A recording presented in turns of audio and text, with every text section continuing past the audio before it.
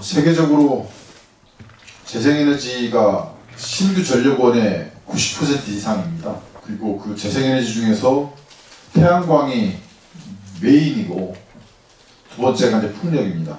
태양광 풍력이 거의 다라고 보시면 되겠고, 거기에 이제 배터리가 결합돼서 간헐성을 보완하면 전력망을 타고 에너지 전환이 가능하다 이렇게 보고 있습니다. 왜 재생에너지인가? 여기 계신 분들은 다 아시겠습니다만 주민들도 일부 계시는 것 같은데, 어떻든 최근 2020년대 들어서 해마다 그 전해의 기록을 경신하고 있는 것 같습니다.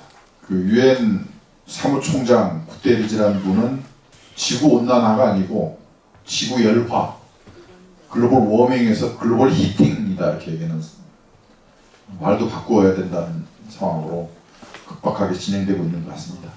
이 지구 온난화는 화석 연료를 연소시켜서 인류가 에너지를 얻고자 한 바람에 부산물로 이산탄소가 발생을 하고, 그게 온실가스라서 덮여지는 것으로 전 세계가 이제 인정하고 있는데, 우리나라에서는 아직도 정치권을 비롯해서 아니라고 부정하는 사람들이 꽤 많은 것 같습니다. 미국도 트럼프 대통령이 부정하고 있긴 합니다만 그런 상황이고요. 이제 기후 변화가 아니라 이제 기후 위기 또는 기후 비상이라는 용어를 씁니다. 기후 변화는 너무 급박함을 드러내고 있지 않아서 기후 위기 또는 기후 비상이라는 용어를 쓰는 것 같고, 지난해 그 네이처지에 평균 기온이 1.5도씩 올랐다는 보도가 있었습니다. 그 자체가 팩트라고 보여지고 있고요. 근데 지구의 평균 기온이라고 하는 것은 당해년도에만 가지고 평가하지는 않고요. 보통 30년 또는 50년을 가지고 전체로 평가를 하는 것이라서, 어떤 때는 올라갔다 내려갔다 하는 게 평균 기온이라서 그렇게 얘기를 하고 있고요. 그래서 지금은 1.45도씨 정도로 오른 것으로 쭉 누적 효과들 쭉 평균 내보면, 그래서 그렇게 얘기하는 것 같습니다. 그래서 어떻든 인류가 문명을 유지하기 위해서 에너지가 필요하고, 그 대부분을 화석연료를 통해서 온실가스 배출하면서 공급하는데, 온실가스 배출이 없는 에너지로 전환하자 하는 것이고, 그게 재생에너지가 있고 원전이 있습니다. 그런데 이제 원전은 방사능을 배출하는 문제가 있어서 원자력 발전을 평화적으로 이용하는 것이긴 하나, 자연상태 그대로 뒀을 때와 인류가 원자력 에너지를 이용하고 나서 남은 폐기물, 그리고 평화적으로 이용하고 사고가 안 났을 때 발생하는 방사성 물질이 수백 배 더 증가시키는 것이어서 지구상의 동식물 모두에게 해로운 그 방사성 물질을 엄청나게 쌓고 양산하는 결과를 빚어서 가급적이면 그런 부작용이 없는 재생 가능 에너지로 하자 하는 게 인류의 컨센서스입니다. 원자력 1기가와트의 원자력이 1기가 우라늄을 소비하는 양이 히로시마 원폭의 100배 이상이거든요. 그래서 거기서 배출되는 양이 어떤 곳에 저장되어 있다 하더라도 공기 또는 물, 토양, 장기적으로 오염시키는 오염원이어서 가급적이면 가능한 대안이 있다면 이렇게 얘기하고 있는 것 같고요. 그래서 전 세계가 재생에너지로 가고 있는 것 같아요. 인류가 유엔을 중심으로 15년도에 파리 협정을 맺고 기후 위기에 공동으로 대응하기로 했죠. 온실가스는 하나의 국가만 가지고 대응이 불가능한 전 지구적인 대응이 필요한 사안이어서 전 지구적 대응이 필요하고 각 국이 자발적으로 참여하자 이렇게 됐습니다. 애초에 여러 급진적인 계획도 많이 있었습니다만, 각 국가 간에 합의된 것이 각 국가 간에 자발적인 계획을 수립하고 이행을 해가자. 그리고 그걸 보고하고 이행 좋은 모델들을 다른 나라에 전수하고 또 기술도 또 이전해주고 또 선진국이 개발도상국의 재정도 좀 도와주면서 그렇게 함께 가자 이렇게 만들어진 게 파리 협정이죠. 그래서 미국, 뭐 유럽, 중국, 인도 어떤 주요국들이 대부분이 좀 참여를 했는데요. 그 각국의 자발적인 계획에 따라서 그게 제대로 이행된다고 하더라도 지금 배출하고 있는 그 이산화탄소량이 너무 많아서 온도를 1.5도씩 낮추기는 너무 턱없이 부족하다 하는 게 현재 각국의 계획이어서 유엔은 좀 더 적극적인 계획을 제출 요청을 하고 있는 상황이기도 합니다. 어떻든 지금 그런 체제가 파리 협정이고 우리나라도 20년도 목표 제출했었고 30년도 목표 제출했고 35년도 목표를 제출하는 상황입니다. 원래는 세계 기후변화 총회, 유엔에서 하는 총회가 이제 COP라고 하는데 그게 30번째 하는 게 이미 브라질에서 진행이 됐고요. 그 COP 30 전에 각국이 제출하도록 했습니다만 각국이 대응을 잘 안 해서 특히 미국이 분위기를 망치면서 분위기도 안 잡히고 해서 35년도 계획서 제출이 제대로 잘 안 되고 있는 것도 현실이기도 합니다. 어떻든 각국이 그 30년도 계획 이행을 제대로 하고 또 그보다 강화된 35년도의 목표를 제출할 것을 현재 요청받고 있는 상황입니다.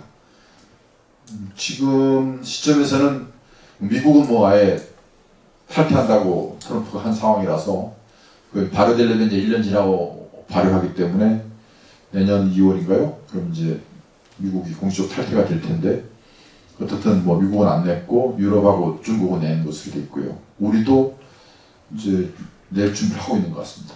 다 미국이나 우리나 뭐 일본이나 50년도까지는 타수중립하겠다라는 목표를 가지고 있고 중국은 60년도까지 하겠다. 자기 개발도상국가로서 아직 준비가 덜 돼 있어서 10년 좀 늦춰서 하겠다 이렇게 됐고요. 인도는 2070년도에 하겠다 이렇게 되어 있습니다. 네, 어쨌든 최근에 이제 중국이 적극적으로 기후 문제에 대응을 하고 있어서 중국이 세계 기후 리더십을 형성을 하고 향후 주도할 가능성이 있다고 분석하는 사람들이 많고요.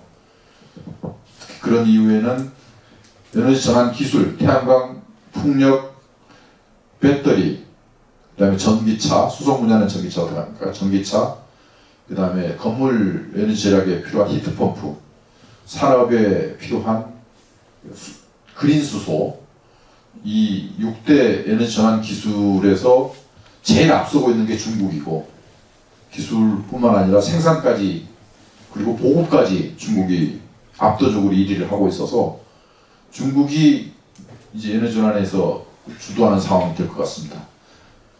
또 다행인 것은 중국이 온실가스 배출량이 제일 많은 나라거든요. 전 세계 배출량의 30% 정도를 배출하고 있는 나라여서 중국이 또 역할이 큰데 그렇게 되고 있는 상황 같습니다. 에너지 전환할 때 항상 쓰는 얘기들인데요.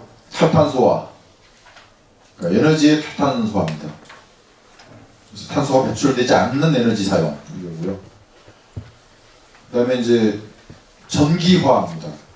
탈탄소화하고 같은 얘기입니다만 어떤 에너지 사용을 최종 에너지 사용할 때 기기를 전기화하면 그 전기를 태양광 풍력으로 공급하면 되는 것이어서 그래서 이 전기화는 사실상 태양광 풍력 전기 사용화 이렇게 얘기하고 합니다. 모든 에너지를 전기로 해결한다는 얘기입니다. 전기화. 그 다음에 요새 지산지소 얘기하는데 현지에서 생산해서 현지에서 소비하자.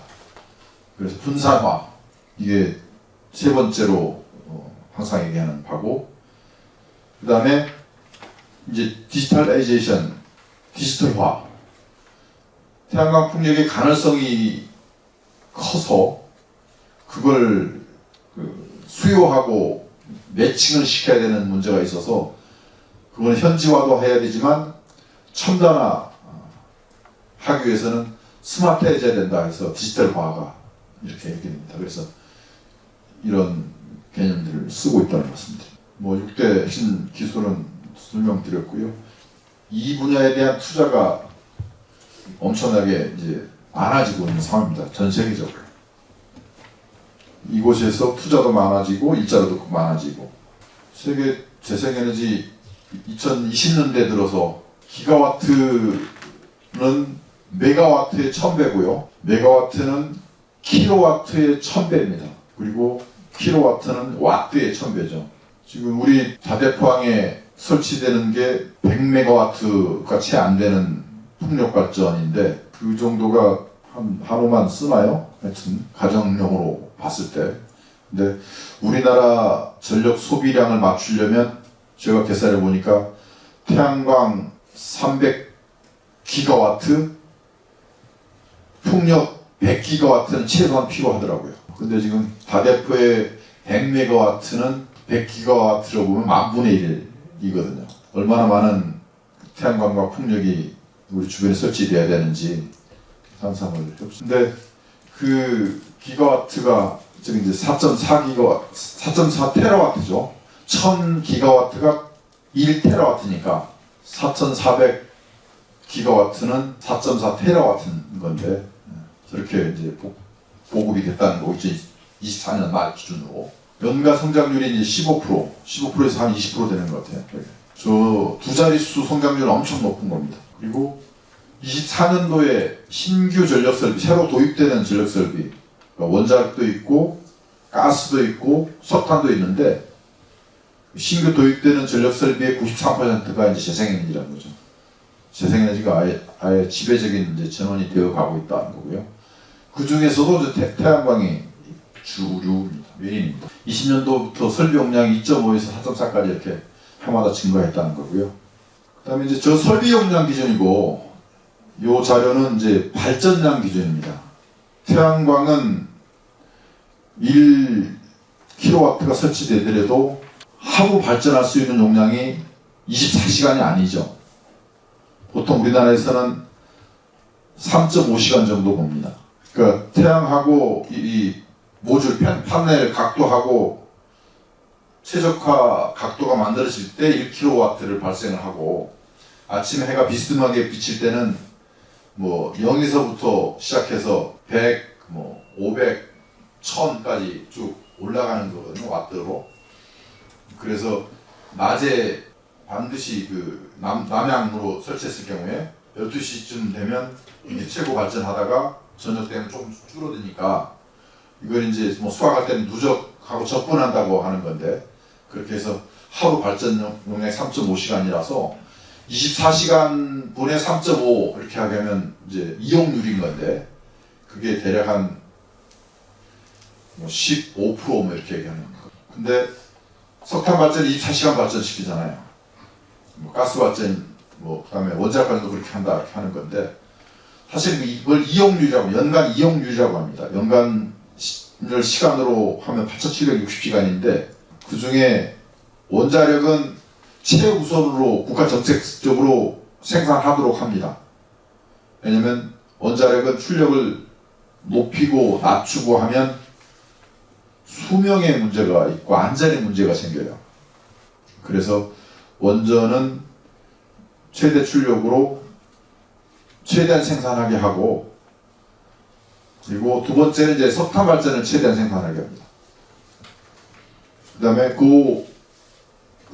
어떤 때는 전력이 모자라고 어떤 때는 남고 그러거든요. 그래서 그 모자랄 때 채우는 걸 이제 가스로 채우죠. 그래서 우리나라에서도 원전의 그 이용률은 이제 옛날에 80%, 지금은 이제 70%대로 내려왔고요. 그다음 석탄 발전도 옛날에 80%는 지금은 50%로 내려왔어요. 작년에 52%, 재작년에는 40%였습니다. 그러니까 이용률 자체가 이제 엄청 떨어졌어요.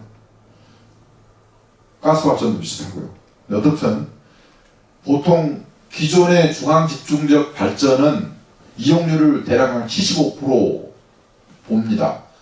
그래서 기존의 중앙 집중형 화석연료하고 원자력을 말하는데, 그 발전 설비를 대체하려면 태양광은 이용률이 15%니까 한 5배 정도의 설비가 또 있어야 발전량을 연간 생산하는 전력량을 맞출 수 있다 이렇게 얘기를 해요. 그래서 발전 설비하고 발전 용량하고 그러니까 발전량하고 생산 전기량하고는 개념이 다른 거니까 항상 여러분들 그걸 다르게 봤으면 좋겠다는 것 때문에 설명을 한 거고요. 어떻든 이제 그 연간 전체 에너지 원별로 생산한 전기 양을 봤을 때 재생에너지가 지난해 32%가 돼서 가스발전소도 넘어섰고 석탄발전소가 35%로 1위이긴 해요. 근데 이게 몇 년 안에 역전될 걸로 보고 있습니다. 왜냐하면 재생에너지가 빠르게 성장하고 있어서 그래서 곧 30년 이전에 석탄발전소보다 재생에너지 발전이 전 세계적으로 많아질 것으로 그렇게 보고 있습니다. 참고로 이제 원자력 발전은 전 세계적으로 2020년, 2001년, 2년 요때까지 발전량의 18%를 점했다가 꾸준히 하락해서 9%까지 떨어진 상태입니다. 지난해 9%가 채 안 됐어요. 8.9%였어요. 그동안에 우리나라에서는 원전 르네상스라고 하면서 몇 차례 그런 얘기를 했었죠. 2000년대 초반에도 그랬었고 2010년대 중반에도 그랬고 2020년대에 와서도 원전 르네상스라고 주장을 하고 있지만 전 세계적으로 쭉 그 전력에서 차지하는 비중은 줄어들어 오고 있습니다. 그 이유는 수명을 다하는 원자력 발전기가 새로 지어서 들어오는 발전기보다 많지 않으니까 아니 퇴역하는 원자력 발전소가 새로 들어오는 발전소보다 많으니까 어떻든 원자력하고 재생에너지하고 합치면 41%. 태양광 기술 얘긴데요. 태양광 발전. 햇빛 받으면 이 반도체인데요. 빛이 전자하고요. 받으면 이 여기 자유전자가 튀어나와서 전류를 만들고 이게 밖으로 빼면 이제 전기 쓰는 건데요.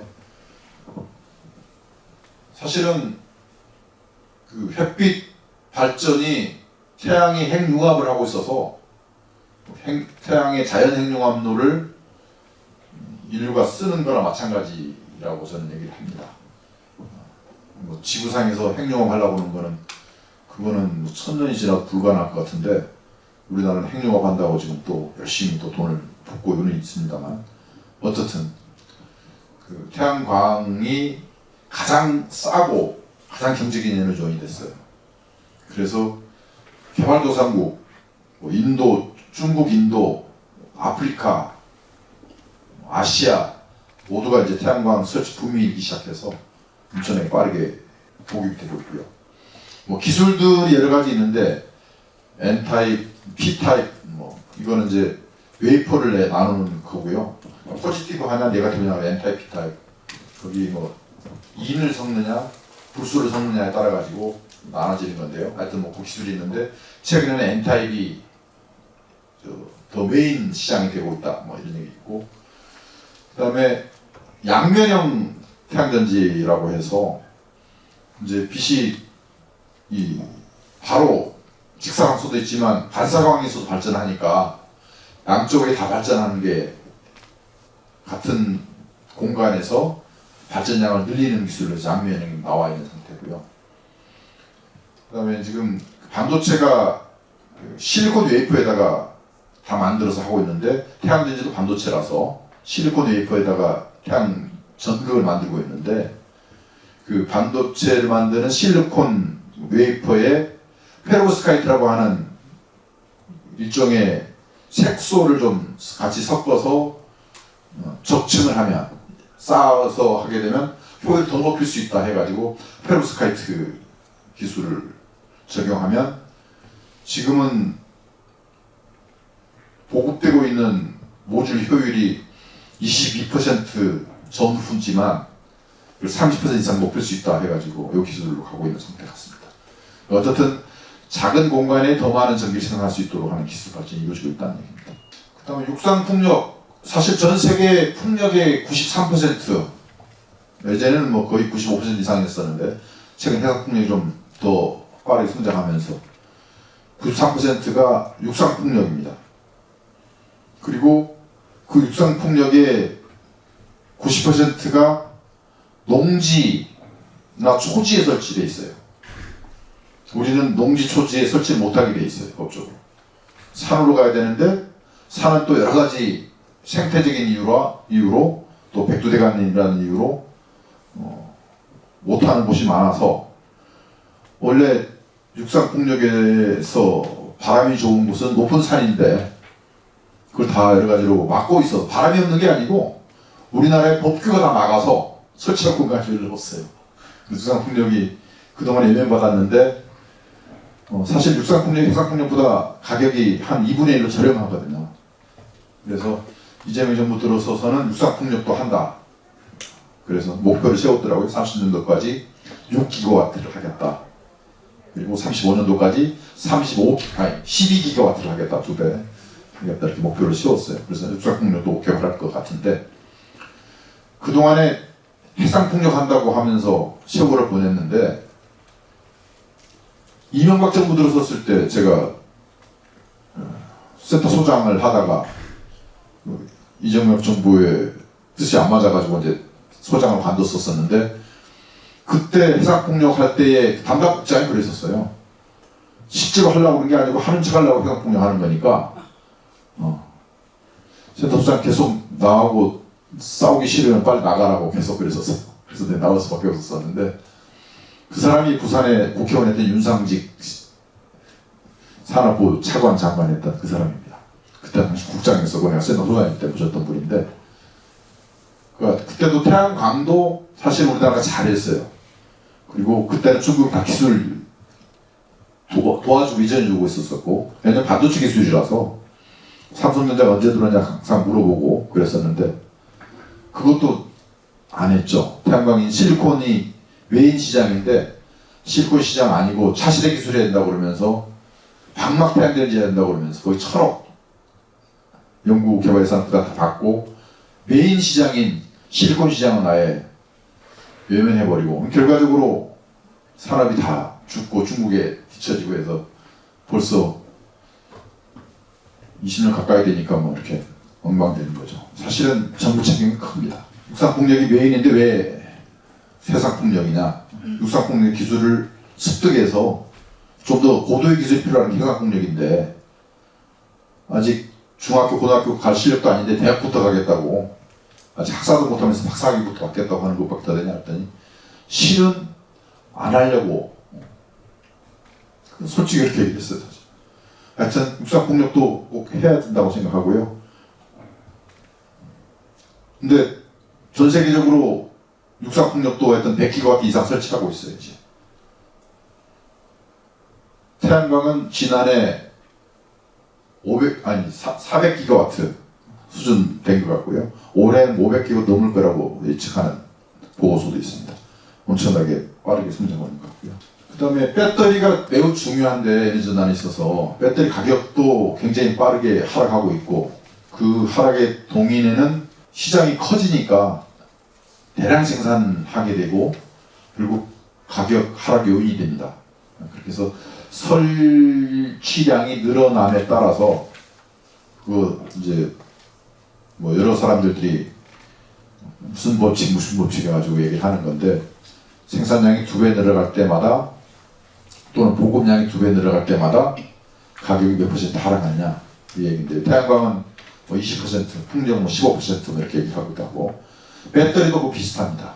그래서 빠르게 가격 하락하고 있는 요게 또 디지털 기술, 반도체 기술하고 연관되어 있어서 어떻든 인류의 에너지 전환을 가져올 키 테크놀로지 이렇게 뭐 이제 여러 가지 기술이 있는데 리튬 우리가 삼원계라고 하는 뭐 그런 게 있고 그다음에 인산철 활용하는 기술이 있고 최근에는 이제 나트륨 소금으로 만드는 것까지 나오고 있는 것 같아요. 어떻든 인류가 이제 필요로 하는 기술들이 저장 기술들이 실제로 이제 상용화 단계로 진입을 해서 에너지 문제를 해결해 갈 것으로 기대를 하고 있습니다. 낙관론자들은 특히 테슬라의 일론 머스크 같은 경우에는 아예 뭐 이제는 지속 가능한 풍부한 시대 뭐 이렇게 얘기합니다.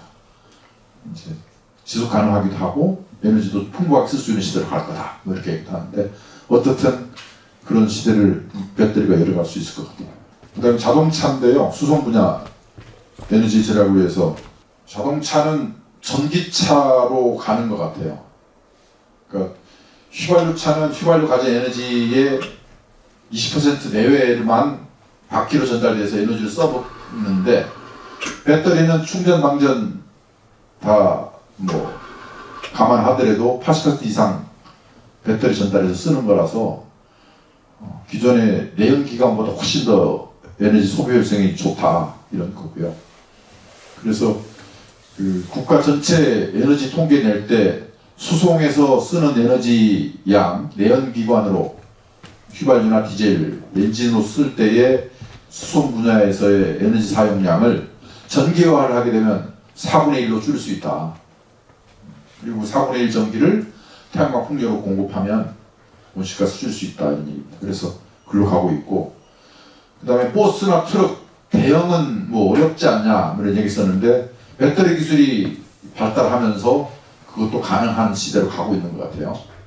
그리고 최근에는 이제 배 그리고 내륙 1000km 이내에 운항하는 비행기까지 배터리도 카바 가능하다는 그리고 그런 이제 비행기들이 만들어서 그런 배들이 만들어져서 상업화에 성공하고 있는 것 같아요. 그래서 유럽, 노르웨이 뭐 이런 데서는 연근에 운항하는 관광 배들이 전기배로 바뀌고 있고 그다음에 중국의 경우 전기차 가장 앞선 게 중국입니다.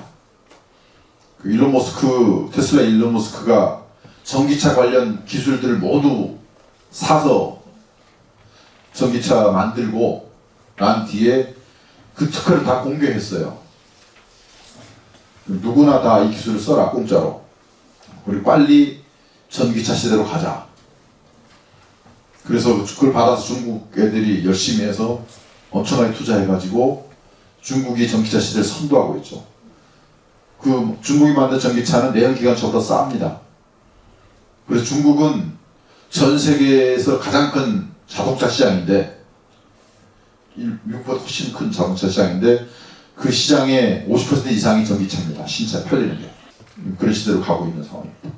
그 다음에 이 건물에 쓰는 에너지가 냉난방 에너지가 50% 이상 됩니다. 그리고 전기 기기하고 조명에 들어가는 에너지이죠. 그동안에는 이제 가스 가지고 우리나라는 난방을 주로 했고 뭐 미국 같은 경우도 기름도 좀 쓰지만 어쨌든 이 난방에 쓰는 에너지 또는 냉방에 쓰는 에너지를 다 전기화를 하자는 거고 그 전기화를 하는데 그냥 전기를 쓸 게 아니고 히트펌프라고 하는 기술을 쓰게 되면 전기를 3분의 1 또는 4분의 1만 가지고도 같은 냉방이나 난방을 할 수 있으니까 히트펌프라는 그 얘기입니다.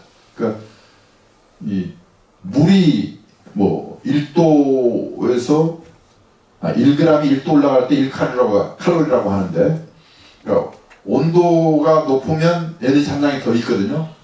물을 30도 물을 20도로 낮추면 그만큼의 에너지를 바깥으로 버릴 수 있거든요. 그런 것처럼 그만큼의 열을 그 펌핑이라고 하는 이쪽에 있는 걸 이쪽으로 옮기는 히트펌프라는 게 열펌프라고 얘기했는데 이동시키는 것에 전기를 쓰고 이 전기로 바로 열을 만드는 게 아니라 이쪽에 있는 열을 이쪽으로 옮기는 데 쓰는 거면 훨씬 더 난방이나 냉방을 효과적으로 할 수 있다 그런 개념입니다. 히트펌프라는 개념이.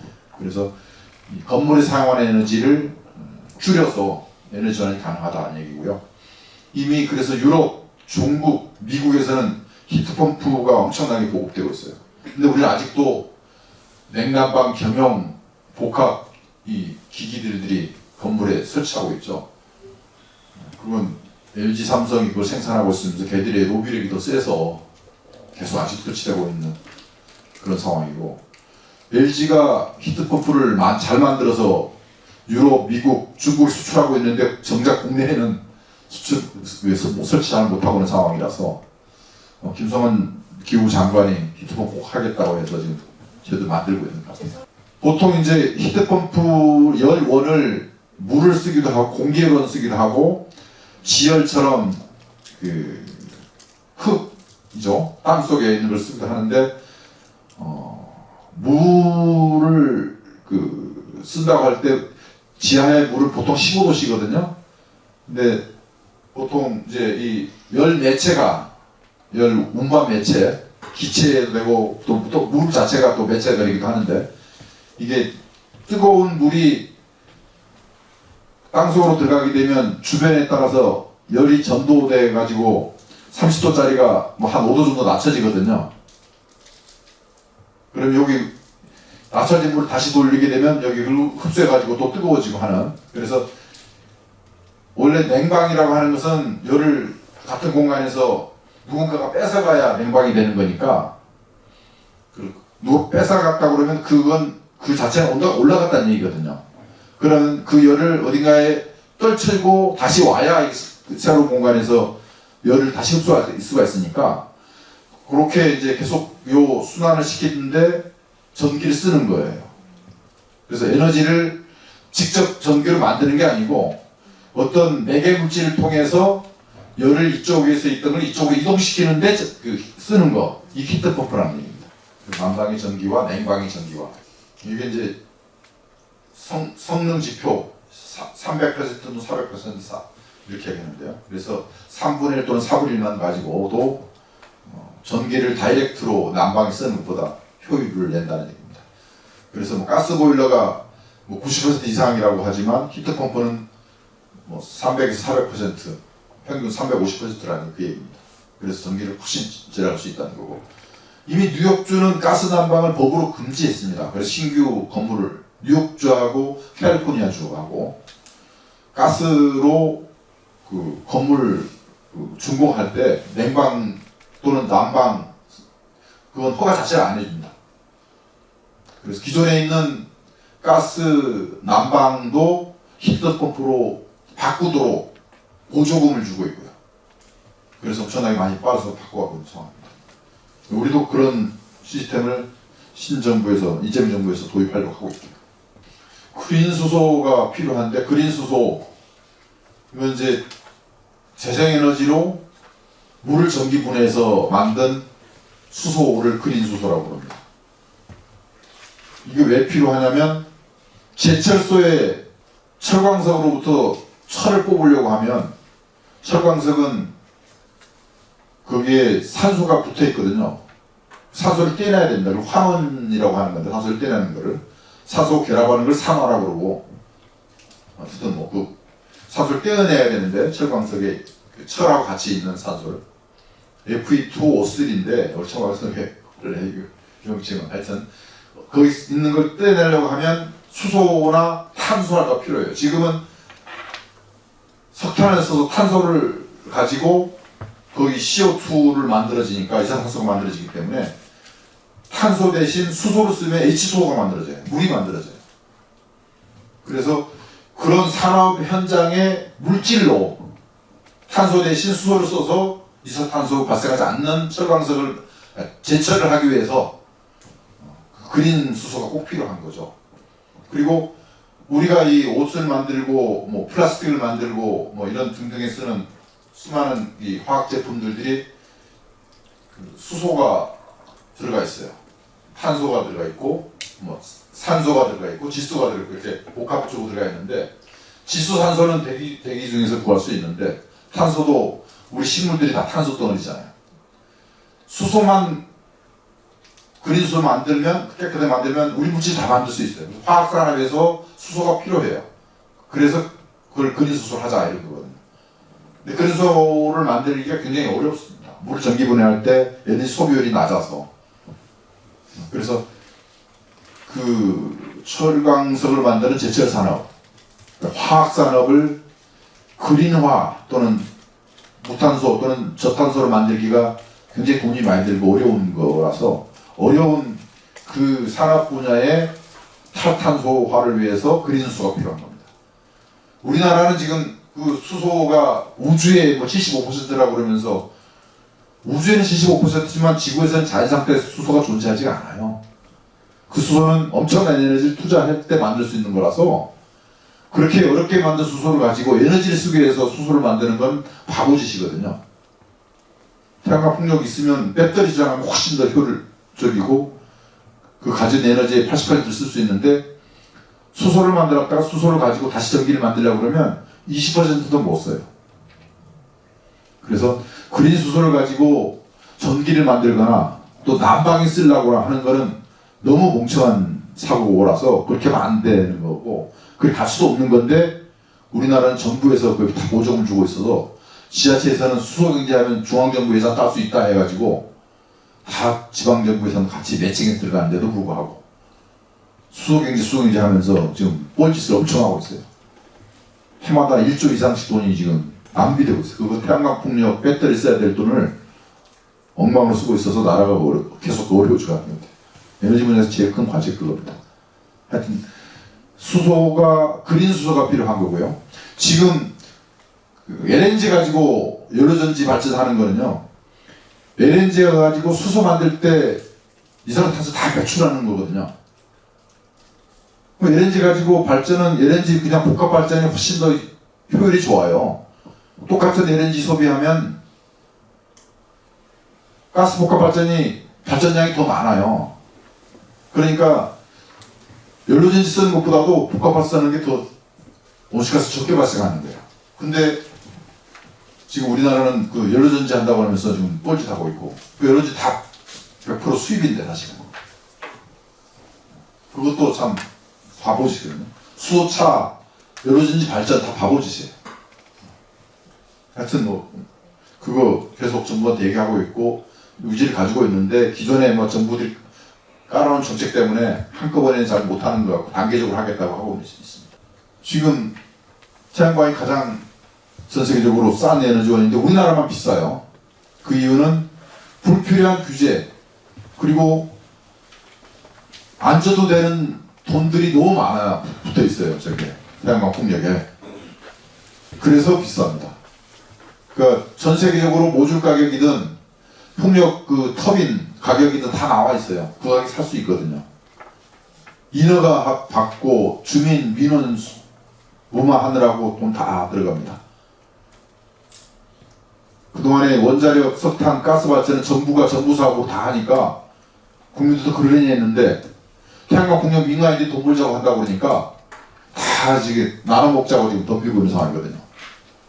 그래서 비쌉니다. 햇빛은 우리나라가 전 세계적으로 중상위에 들어가는 건데 가격은 가장 높은 나라가 되어 있어요. 그게 우리 뭐 주민수용성 얘기하지만 주민수용성은 국가와 지자체의 책임이죠. 그 태양광 풍력 사업자 책임이 아닌데 하여튼 지금 전도가 돼 있어가지고 그게 정치적으로 막 붙으면서 오해가 오해를 만들고 가짜 뉴스를 일부러 만들고 이렇게 만들어진 상황입니다. 어쨌든 태양광이 가장 싸고 그 다음에 육상풍력, 그 다음에 해상풍력, 그 다음에 이제 가스, 석탄, 원자력이 가장 비쌉니다. 우리나라만 원자력이 가장 싼 나라로 되어 있죠. 그것도 정책적인 그 노력 때문에 그렇게 되어 있는 겁니다. 제일 원자력 기술 선진국인 미국, 뭐 프랑스, 일본 등이 기술 선진국인데 그들보다 우리가 반절 이상 싸다고 하는 게 원자력입니다. 이제 태양광 투자가 석유 투자보다 더 많아졌습니다. 지난 2024년을 계기로. 그래서 전 세계 투자처가 이제 기존의 화석연료로부터 태양광 풍력으로 이동하고 있습니다. 그러니까 지난 2010년대부터 2020년도까지 10년 동안 화석연료에 대한 투자가 쭉 줄어들었어요. 그런데 그 화석연료 투자를 하는 회사의 그 주주들은 기존의 화석연료 설비 자체를 팔아가지고 자기들 배당을 늘렸어요. 그러니까 그게 이제 지배주주들이죠. 지배주주들은. 그러니까 정상적인 석유 파는 게 아니고 그 원유를 생산하는 광구를 통으로 팔아가지고 자기들 챙겨 있는 상황이 지난 10년 동안 계속돼 왔어요. 그래서 유럽이나 미국의 화석연료에 대한 투자가 확 줄었어요. 그래서 2018년도부터 전 세계 화석연료에 대한 투자 1등은 일본이고 2등은 대한민국, 그 다음에 캐나다가 2등 1대 있고 이렇게 전 세계. 그래서 우리나라의 SK나 이런 등이 현대 이런 등이 전 세계 화석연료 광고를 좀 샀어요. 그래서 이 사람들은 기후변화 대응을 전 세계가 제대로 하는 거 반대하고 우리 국가가 제대로 하는 것을 찬성 안 해요. 하여튼 근데 전 세계적으로 석유 생산 투자보다 태양광 투자도 많아진 해가 됐다는 거죠. 아까 설명했습니다만 중국이 전체 설비 태양광 전체 연간 500기가 설치한다면 그 중에 한 250기가 이상 300기가 가까이는 중국이 설치한 겁니다. 풍력도 전기차도 배터리도 다 마찬가지입니다. 중국이 압도적인 1위입니다. 기술도 1위, 보급량도 1위, 산업 규모도 1위. 그래서 이제 20년대 들어서 미국도 뭐 IRA 저게 인플레 감축법이라고 하지만 실제로는 에너지 전환 대응법인 건데요. 어떻든 엄청난 돈 3,610억 불을 집어넣는 그런 법을 만들어서 했고, 유럽은 뭐 리파워 EU 해가지고 법을 새로 만들어서 엄청나게 투자를 하고 있긴 합니다. 근데 이제 그 중국을 따라가기는 아직 역부족 같은데요. 그래도 더 이상 적게 뒤처지려고 같이 그린 레이스를 하고 있는 상태라고 보시면 되겠고요. 그 다음에 이제 이 미국이 뒤처진 이유가 돈도 적게 투자했지만 각종 불필요한 규제들이 너무 많다 그래서 규제 혁신을 위해서 여러 가지 바이든 정부에서 했었는데 트럼프는 오히려 와가지고 더 규제 새로 만들고 있는 상황으로 가고 있어가지고 하여튼 그 다음에 러시아의 우크라 침공으로 인한 전쟁이 발발하면서 유럽에서 러시아로부터 받는 가스를 차단을 했습니다. 그래서 그 대신에 에너지 소비 절약을 해서 조금 적게 쓰자. 전체가 이제 러시아에서 오는 게 100이라면 그 중에 한 30% 정도 줄이고 나머지 한 70% 중에서 35%는 재생에너지를 좀 더 늘리고 나머지 35%는 미국이나 중동으로부터 가스 수입을 늘려가지고 그걸 대체를 했습니다. 그래서 러시아의 우크라이나 침공으로 인한 전쟁이 유럽의 그린화, 재생에너지 확대에는 오히려 기폭제가 된 셈이었고요. 그렇게 해서 대응을 해서 빠르게 진행하고 있습니다. 근데 제일 우리나라도 큰 철탑 세우는 송전선로가 문제인데 전 세계적으로 다 똑같습니다. 뭐 유럽도 마찬가지고요. 독일도 이것 때문에 계속 갈등하고 있고요. 결국은 이 인류의 에너지 문제를 전기화를 통해서 해결해야 되는데 그래서 송전선로가 있어야 되는데 송전선로 때문에 지금 다 여기 뭐 발전소도 못 짓기도 하고 그런 상황입니다. 어떻든 뭐 6대 기술이 주도하고 있고 대신 재생에너지 가장 화석연료나 원자력보다 싼 에너지가 돼서 대세가 되어 있는 건 분명한데 다만 이제 전력망이 적절히 확정되느냐에 따라서 에너지 전환의 속도가 판가름 날 거다 이렇게 얘기를 하고 있습니다. 오늘 주제 해상풍력인데요. 일단 해상풍력이 육상풍력보다 전기 가격이 뭐 2배 정도 비싸긴 한데 그래도 바다는 육지에 비해서 장소의 접근성이 좀 더 낫다 이렇게 보고 있고요. 그리고 바다가 육지보다는 바람이 더 좋습니다. 그래서 건설비하고 유지비가 비싸긴 하지만 또 규모화가 진행이 되면 육상풍력에 가깝게 낮아진다 가격이. 그렇게 해서 해상풍력도 유력한 이제 에너지 원으로 등장을 한 겁니다. 어쨌든 여기 왜 해상풍력인가 할 때 바람의 질이 육지에는 뭐 산 또는 거대한 뭐 건물 때문에 이렇게 바람이 와류가 생겨서 품질이 안 좋지만 바다는 그런 게 없어서 품질이 좋다는 거고요. 그 다음에 대형화할 수 있고 민원적일 수 있고, 그 다음에 보통 도시들이 해안에 발달하고 있어서 육지 저 먼 데서부터 끌고 오는 것보다는 수요지 인근일 수 있다, 그런 장점을 가지고 있습니다. 그래서 울산에 에너지 많이 쓰는 곳인데 거기는 너무 바다가 또 깊어서 이렇게 부유식으로 한다고 하고 있습니다. 해상 풍력이 북해, 영국, 독일, 덴마크 이런 데서 대규모로 하게 되면서부터 이제 상업성을 갖게 됐고, 특히 영국이 원자력보다 훨씬 더 2분의 1 가격으로, 원자력 2분의 1 가격으로 되면서 영국이 이제 해상 풍력을 메인으로, 자국의 에너지 정책의 메인으로 등장하게 되면서부터 해상 풍력이 전 세계적으로 관심 받게 됐고요. 중국이 또 우리 서해 황해라고 하는 쪽에 많이 설치를 하면서 해상 풍력에서도 중국이 1등입니다. 두 번째가 영국이고요. 그 다음에 독일 이렇게 하고 있고요. 향후 전망, 해상 풍력 계속 빠르게 성장할 걸로 20에서 25% 성장할 걸로 보고 있습니다. 우리나라에서도 해상 풍력 엄청 하겠다고 하고 있습니다. 그래서 해상 풍력 특별법도 만들었고 진행될 것 같고요. 그 다음에 태양광 이용률 연간 8,760, 그러니까 60시간, 24시간 곱하기 365 하면 그게 8,760이 나옵니다. 그 중에서 이용률이라고 하는 게 아까 시간으로 얘기하는 거고, 태양광은 전 세계적으로 15에서 25% 10에서 25% 사이입니다. 우리가 이제 15% 정도 되고요. 사우디 아무리 좋아도 20% 초반대입니다. 그래서 2배는 안 돼요, 우리나라보다. 우리가 15%인가 2배가 30% 해야 되는데, 사우디 아무리 좋은 데 하더라도 23%, 4%, 5% 이렇게밖에 안 되기 때문에 그렇습니다. 근데 이제 육상 풍력은 이용률이 25에서 35% 사이이고요. 해상 풍력은 40에서 55%까지 나옵니다. 그래서 해상 풍력을 가고 있는 것 같고요.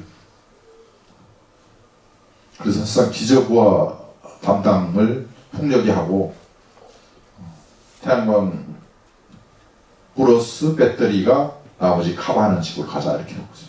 하부 구조물 기술 고정식이 있고, 그 다음에 이제 부유식이 있는데, 고정식도 모노파일이라고 해가지고 하나 쭉 크게 박는 게 있고, 그 다음에 이렇게 삼각대로처럼 올라가지고 하는 자켓 방식 2가지가 있는데, 그거는 이제 이 바다 속의 지층 구조하고 좀 연관이 되어 있는 것 같아요.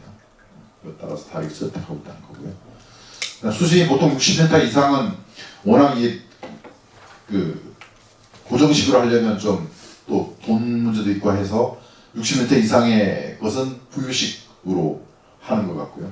대략 모노파일은 거대한 강철을 그냥 박는 거고요.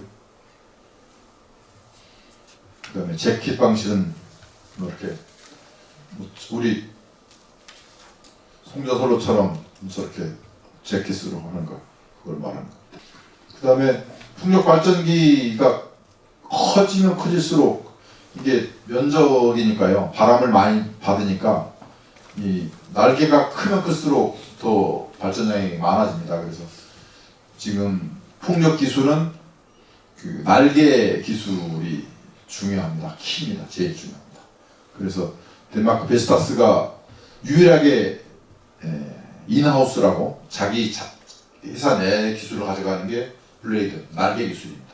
나머지 다 아웃소싱 하는데 가지고. 어쨌든 이 블레이드 길이가 크면 클수록 바람을 더 많이 받아서 더 발전기를 키울 수 있고요. 그 다음에 바람이 매우 중요하기 때문에 또 높이시 옵니다. 타워를 높여야 되고요. 그러니까 풍속에 세제곱이 필요합니다. 발전량은. 그래서 어떻게든 조금이라도 더 높여서 발전 그 속도를, 풍속을 좋은 걸 받으려고 세제곱이 필요하니까 그렇게 하고 있는 추세입니다. 그래서 15MW의 해상 풍력 발전기가 높이가 260m예요. 육상 빌딩 높이고요. 날개 하나가 110m. 이걸 이동을 못하니까 세 개로 쪼개서 그 이동해서 현장에 조립합니다. 세 개로 쪼개더라도 뭐 거의 40m 가까운 그걸 가지고 운반해서 조립하는 상황. 지금은 이제 각국이 재생에너지 가격 싸지니까 사실은 공급 부족 상황이에요. 뭐 터빈도 그렇고 날개도 그렇고 타워도 그렇고. 그거 하려고 그러면 이제 설치선도 필요하고요. 이게 설치하려고 그러면 엄청난 큰 하중, 큰 길이 운반을 하고 거기 현장에서 바다 흔들리는 곳에서 설치하려고 하니까 설치선이 매우 중요합니다. 근데 그걸 국가가 투자해서 그 인프라는 유지해줘야 되는데 그 투자가 지금 이제 우리 이제 신정부 시작한다고 합니다. 그리고 유지관리선도 있어야 됩니다. 배 유지관리를 계속 돌면서 그 기름치고 조이고 닦아줘야 되잖아요. 기계는. 그 세 가지를 꼭 하기 위해서 유지관리선 이 두 가지가 있어야 되는데 그게 없어서 우리나라가 비싼 겁니다. 중국에서 빌려가지고 써야 되는데 한 달 빌리려고 앞뒤로 석 달치를 빌렸었어요. 한 달 쓰려고 석 달치를 돈을 줘야 되는 상황이니까. 그래서 국내에 이런 게 다 인프라가 갖춰져야 된다는 거고요. 그래서 해상 풍력을 하게 되면 항만 도시가 하나가 제대로 마련된 상황이 됩니다. 어떻든 그렇게 가야 될 것 같고요. 이미 유럽은 뭐 해상 풍력 때문에 만들어진 도시들이 그동안에 쇠락했다가 동화 도시들이 많고 우리 국회의원들도 언론사들도 많이 유럽에 갔다 와가지고 보도도 많이 됐었습니다. 일부 뭐 엔저들도 다녀온 것 같고요. 그런 상황이고요. 그다음 해저 케이블, 우리가 이 케이블도 잘 만들더라고요. 우리나라가요.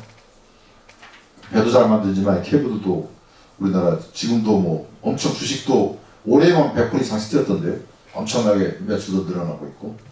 어쨌든 이것도 공급 부족인 상황이고요. 부유식, 이거 이제 깊은 바다라서 고정식으로 이게 받기가 어려우니까 아예 그냥 섬 만들듯이 만들어서 그 위에다가 받침을 꽂는 부유식입니다. 뭐 여러 가지 기술적으로 뭐 여러 가지 형태가 있긴 한데 반잠수식이 저도 이 흔들리는 곳에 이 풍력을 씌우면 이게 버틸까 싶은데 워낙 뭐 큰 면적으로 해가지고 이 바다 위에 떠 있으니까 그게 쉽게 이렇게 많이 진동을 안 한대요. 그래서 사실상 뭐 그 영향에 적어서 그렇게 한다고 이렇게 하더라고요. 이것도 공급망 위기. 어떻든 지금 뭐 태양광 풍력 다 공급망 위기 같아요. 영국이 해상 풍력 열심히 하고 있는 나라고요. 아까 설명드렸고요. 그다음에 덴마크도 열심히 하고 있고요. 덴마크는 뭐 재생에너지가 90% 이상인 나라입니다. 어떻든 해상 풍력은 대규모 재생에너지의 유일한 대안이다. 미래에는 부유식으로 확장될 거다. 그리고 대형 터빈의 대형화, 공급망 확보가 관건이다. 우리나라 어떻게 할 건지 지금은 수출하려고 하면 그 물건을 재생에너지 만들어서 납품하라 하는 게 전 세계적인 대세입니다. 소위 삼성전자가 반도체 만들어서 수출하려면 반도체 사는 기업들이 빅테크들이잖아요. 애플, 마이크로소프트, 뭐 아마존 이런 데서 그 개인 회사들인데 그 오너들이 나는 원전보다는 재생에너지로 만들어서 납품해 30년도까지 35년까지 다 그렇게 해줘 하는데 이거 딴 걸로 만들면 안 사주겠다는데요. 어쨌든 그런 시대로 갔습니다. 그래서 재생에너지가 경쟁력이다. 그래서 우리나라 육지 상대적으로 적은 여건에서 해상풍력 필수다. 이렇게 하고 있습니다. 30년까지 해상풍력 목표가 14.3기가와트입니다. 적은 양이 아닙니다. 기가와트면. 그 다음에 전남에 뭐 8기가와트 한다고 되어 있어요. 30년대까지. 세계 최대 기지가 될 것 같은데 하여튼 엄청난 그 설비 투자가 이루어져야 되고 또 민원이 있어서 주민 참여형으로 하겠다고 하고 있습니다. 울산에서는 부유식으로 가고 있고요. 거기도 뭐 2기가에서 뭐 4기가까지 한다고 하고 있습니다. 근데 이제 우리나라가 그 포스코가 있어서 강제로 철강으로 다 이게 부유체를 만드는데 바다에서 구조물 만들고 유지하고 하는데 기술이 있다고 해서 하여튼 부유식은 우리 미래다 뭐 하고 있는 것 같아요. 우리나라 회사 CS윈드가 타워 부분에서는 세계 1위고요. 우리나라에서는 뭐 품질 잘 안 하고 있지만 전 세계가 하고 있는데 거기에 타워 부분 1위가 우리나라 기업입니다. CS윈드. 구조물은 SK 오션플랜트, 여기가 아시아의 최고고요. 그 다음에 전선은 LS 전선, 철강, 포스코에서 하고 있습니다. 우리나라 시장이 없지만 세계 시장에서 활동을 하고 있는 거죠. 전력망 여전히 부족한 상황이고요. 그 다음에 어업권하고 충돌해서 어민들하고 조율해야 되는 문제가 있고요. 그 다음에 시야 경과 대친다고 하는 얘기가 있습니다. 그리고 돈 버는 거니까 같이 우리도 참여하게 해줘라, 이익 공유하는 이슈들이 있어서 이런 등을 같이 해결해 가야 됩니다. 지금 전남 신안에서 이익공유제가 핫한 이슈가 있어요. 그리고 대통령도 다녀오면서 그게 이제 일반적인 것이 된 것 같고요. 그래서 주민들은 뭐 기술 자본은 없지만 어떻게든 참여를 해서 거기 나오는 이익을 같이 나눠 갖자 하고 있는 것 같아요. 그리고 해외에서도 덴마크는 뭐 풍력하게 되면 20%까지는 지역민들 몫으로 내놓도록 제도화를 하고 있고 참여하도록 하고 있고 일정 기간이 지나서 안 들어온다 그러면 그때는 사업자가 다 해도 된다 이렇게 하고 있어요. 근데 우리는 지금 이런 규정도 없고 그냥 계속 늘어지고 있는 게 문제 같아요. 어떻든 투자하게 되면 기간 안에 회수를 해야 되는데 계속 늘어지게 되면 손해가 커지니까 결과적으로 가격이 비싸지는 건데 그걸 어떻게 만드냐 문제 같고요. 그 다음에 독일은 뭐 시민들이 태양광 풍력을 초기에 많이 했었죠. 육상 풍력에서는. 재산 풍력 가니까 대자본이 들어와서 일반 시민 주체가 못 되는데 결국은 이제 거기에 지분 참여식으로 들어가는 것 같아요. 우리나라에서도 뭐 직접 그 건설 주체는 못하지만 지분 참여 형식으로 참여하면 가능할 것 같습니다.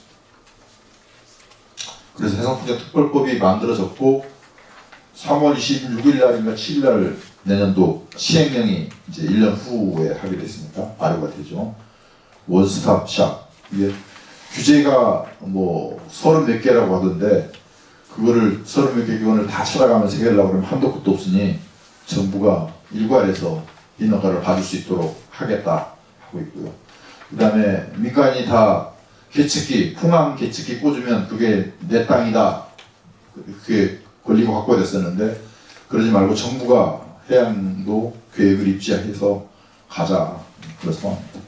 해상풍력 관련해서 관련 항구도시 성장할 수 있다. 일자리 만들어지고 도시 만들 수 있다. 얘기고요.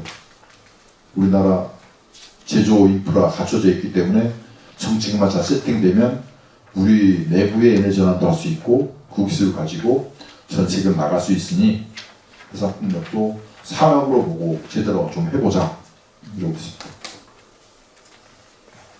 어쨌든 재생에너지는 국가 안보입니다. 그러니까 국방만 안보가 아니고 에너지도 안보다 이런 거고요. 식량 안보.